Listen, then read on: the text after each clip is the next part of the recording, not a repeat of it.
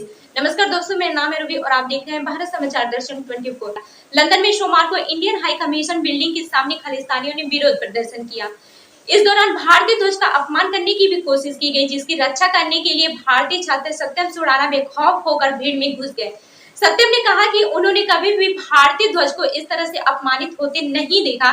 उनकी चेतना ने उन्हें इसकी रक्षा करने के लिए प्रेरित किया और उन्होंने ऐसा ही किया। Satyam Surana London School of Economics के छात्र हैं। सत्यम ने कहा कि जब मैंने देखा कि भारतीय ध्वज का अपमान किया जा रहा है तो मैंने उस महिला पुलिसकर्मी के पीछे चला गया जिसने जानबूझकर ध्वज पर पैर रख दिया था।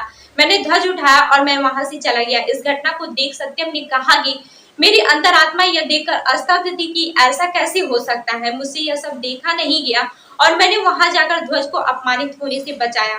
प्रदर्शनकारियों में से एक ने इंडियन हाई कमीशन बिल्डिंग के सामने खड़े होकर भारत विरोधी और सुलभ विरोधी भाषण दिया और फिर भारतीय ध्वज को जमीन पर फेंक दिया। सत्यम घटना के पास ही खड़े थे। खालिस्तानियों के आगे बढ़ते ही वह आगे बढ़े और सड़क से भारतीय झंडा उठा लिया।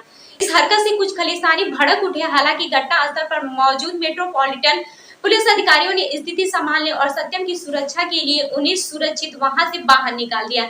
सत्यम का वीडियो भी वायरल हो रहा है जिसमें वह जमीन से भारतीय ध्वज उठाते दिख रहे हैं। इसे यूके सरकार के पूर्व सलाहकार कालिन व्यूम ने अपने एक्स हैंडल पर पोस्ट किया है। सत्यम ने बताया कि मैंने देखा कि कुछ लोग अपने पैरों से राष्ट्रीय ध्वज लेकर घूम रहे थे, इसलिए मैं वहीं रुक गया और पूरे विरोध को देख रहा था। उन्होंने कहा कि कुछ देर बाद ही कुछ लोगों का हाथ में झंडा लेकर भारतीय उच्च योग की तरफ बढ़े और समूह ने झंडे को जमीन पर रखकर उसका अपमान करना शुरू कर दिया।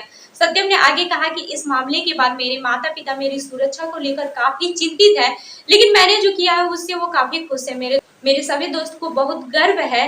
मैं उन्हें बता रहा हूँ कि मैंने एक भारतीय नागरिक के रूप में अपना कर्तव्य निभाया है। मैंने वही किया है जो मेरी अंतरात्मा ने मुझसे करने के लिए कहा। जब मुझे देश की सेवा करने का मौका मिलेगा तो मैं कभी भी पीछे नहीं हटूंगा। तो इस खबर पर क्या है आपकी राय, हमें जरूर बताइएगा। तब तक के लिए जुड़े रहिए हमारे साथ। धन्यवाद।